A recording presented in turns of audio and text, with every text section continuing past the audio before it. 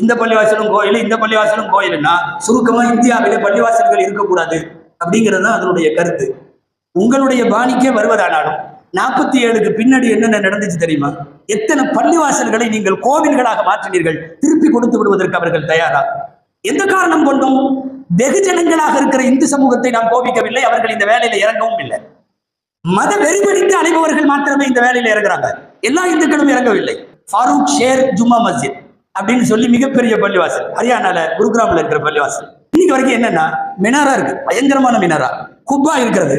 47க்கு பின்னாடி பாகிஸ்தான் இந்தியா பிரிவினையில ஊர்ல பாதி முஸ்லிம்கள் காலியான உடனே கொண்டு போய் உள்ள சிலையை வச்சு அதை மெதுவா ஆக்கி இன்றைக்கு அந்த இடம் ஹரியானாவுடைய குருகிராம்ல இருக்கக்கூடிய பிரம்மாண்டமான கோவில். அது இன்னைக்கு கோவில். 47க்கு முன்னாடி வரையும் அது பள்ளிவாசல்.